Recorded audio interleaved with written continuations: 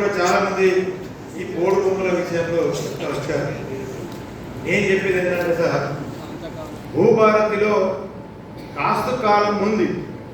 ఆ కాస్తు కాలంలో ఈ యొక్క అడవి హక్కులు ఏదైతే ఎస్సీ ఎస్టీ బీసీ మైనారిటీ సోదరులు ఎవరైతే పోడు భూములు చేస్తూ ఉన్నారో ఈ కాస్తు కాలంలో చేస్తే బాగుంటుందని చెప్పేసి కూడా మీ ద్వారా నేను కోరుతా ఉన్నాను. ఎందుకంటే చాలా మంది గిరిజనులే కాదు, మా దగ్గర నాన్ ట్రైబల్స్ కూడా తిండికి దిక్కులేని పరిస్థితిలో నాన్ ట్రైబల్స్ మా కాన్స్టిట్యూన్సీలో ఉన్నారు. ట్రైబల్సే కాదు, ట్రైబల్స్తో పాటు నాన్ ట్రైబల్స్ కూడా ఉన్నారు. కాబట్టి వాళ్ళకు కూడా ఆదుకోవాల్సిన బాధ్యత మన అందరిపైన ఉంది.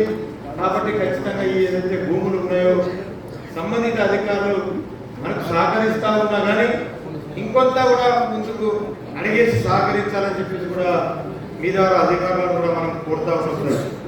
అదేవిధంగా ఇందిరమ్మ హౌజెస్ ఏదైతే మనము మంజూరు చేస్తూ ఉన్నాం, ప్రభుత్వం ప్రకటిస్తూ ఉంది ఉచితంగా ఇసుక సప్లై చేస్తామని చెప్పేసి ప్రకటిస్తూ ఉన్నారు.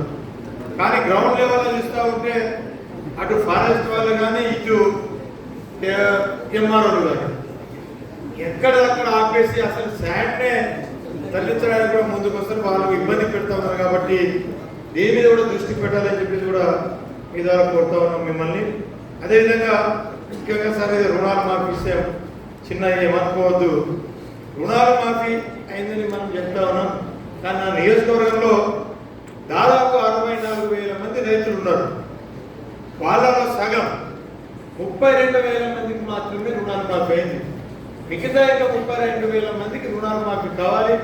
ఖచ్చితంగా దాన్ని మీరు ఒక వాళ్ళ మీద, ఎందుకంటే వాళ్ళు కూడా రైతులు, ఎందుకంటే దాదాపుగా మా దగ్గర పెద్ద ఫ్యాక్టరీలు లేవు, ఏం లేవు. దాదాపు అందరూ 100% రైతులే భూముల మీద ఆధారపడి బతికేటోళ్ళు. కాబట్టి ఖచ్చితంగా మిగతా రైతులను కూడా ఆదుకోవాలని చెప్పేసి కూడా మిమ్మల్ని కోరుతా ఉన్నాం. కాబట్టి